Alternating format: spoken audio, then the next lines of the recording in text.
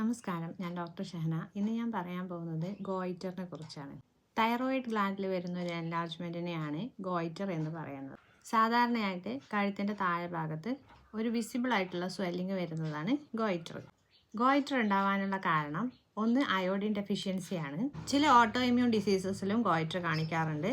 Example പറയുകയാണെങ്കിൽ Hashimoto's തൈറോയിഡൈറ്റിസിലൊക്കെ പോലെ ഇതിൽ തൈറോയിഡ് ഗ്ലാൻഡ് അണ്ടർ ആക്റ്റീവ് ആയിരിക്കും. അതുപോലെ തന്നെ ഗ്രേവ്സ് ഡിസീസ് ഇതിൽ ഓവർ ആക്റ്റീവ് ആയിരിക്കും തൈറോയ്ഡ് ഗ്ലാൻഡ്സ്. ലക്ഷണങ്ങൾ നേരത്തെ പറഞ്ഞതുപോലെ കഴുത്തിൻ്റെ ബേസിലായിട്ട് ഒരു സ്വെല്ലിംഗ് ഉണ്ടാവുക, അത് നന്നായിട്ട് കാണുന്ന രീതിയിൽ തന്നെയായിരിക്കും ഈ സ്വെല്ലിംഗ് ഉണ്ടാവുക.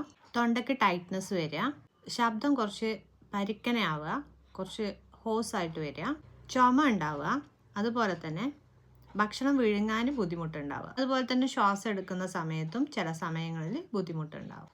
സാധാരണയായിട്ട് 40 വയസ്സിൽ കൂടുതലായിട്ടുള്ള സ്ത്രീകളിലാണ് കൂടുതലായിട്ട് കാണുന്നത്. ഓട്ടോ ഇമ്മ്യൂൺ ഡിസീസിൻ്റെ ഹിസ്റ്ററിയുള്ള ഫാമിലികളിൽ ആണ് കൂടുതലായിട്ടും ഗോയിറ്റർ കാണുന്നത്. അതുപോലെ തന്നെ അയോഡിൻ കുറവായിട്ടുള്ള ഡയറ്റ് കഴിക്കുന്ന ആളുകളിലും ഇതുപോലെ തന്നെ ഗോയിറ്റർ കാണിക്കാറുണ്ട്. ഗോയിറ്ററിൻ്റെ കോംപ്ലിക്കേഷൻ എന്ന് പറഞ്ഞാൽ സാധാരണയായിട്ട് ഒരു ബെനൈൻ ആയിട്ടുള്ള വലിയ ബുദ്ധിമുട്ടൊന്നും കാണിക്കാത്ത ഒരു സ്വെല്ലിംഗ് ആയിരിക്കും. എന്നാൽ ഇത് സ്വെല്ലിംഗ് കൂടുന്നതിനനുസരിച്ച് കംപ്രസീവ് സിംറ്റംസ് ഉണ്ടാക്കും. അതായത് കംപ്രസ് ചെയ്യുക, അത് കാരണം ബ്രീത്തിങ് അതുപോലെ തന്നെ ഭക്ഷണം കഴിക്കുമ്പം ഇറക്കി വിടാനൊക്കെ നമുക്ക് ബുദ്ധിമുട്ട് വരും. വളരെ റയറായിട്ട് ചില സമയങ്ങളിൽ അത് തൈറോയിഡ് ക്യാൻസറിനെ ഇൻഡിക്കേറ്റ് ചെയ്യാറുണ്ട്. ഗോയിറ്റർ പലതരത്തിൽ കാണാം. ഒന്ന് ഡിഫ്യൂസ് ആയിട്ട് സ്മൂത്ത് ആയിട്ടുള്ള ഒരു ഗോയിറ്റർ സ്വെല്ലിംഗ് ആയിരിക്കും. വേറെ ഒന്ന് നോഡ്യുലാർ ആയിരിക്കും, ലംബ് പോലെ നമുക്കത് ഫീൽ ചെയ്യാൻ പറ്റും.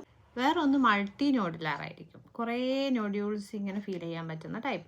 ചെറുതും സിംറ്റം ഫ്രീ ആണ് എന്നുണ്ടെങ്കിൽ അതിനെ മോണിറ്റർ ചെയ്യുക, മെഡിസിൻസ് എടുക്കുക. ഹോർമോൺ ബാലൻസ് ചെയ്യാനുള്ള മെഡിസിനാണ് ഗോയിറ്ററിന് എപ്പോഴും എടുക്കേണ്ടത്. റേഡിയോ ആക്റ്റീവ് ആയിട്ടുള്ള അയോഡിൻ ഇൻടേക്ക് വളരെ കൂടുതലായിട്ടും നല്ല ബുദ്ധിമുട്ടും ഉള്ള കണ്ടീഷൻ ആണെന്നുണ്ടെങ്കിൽ സർജറി ഓപ്റ്റ് ചെയ്യാം. Thank you.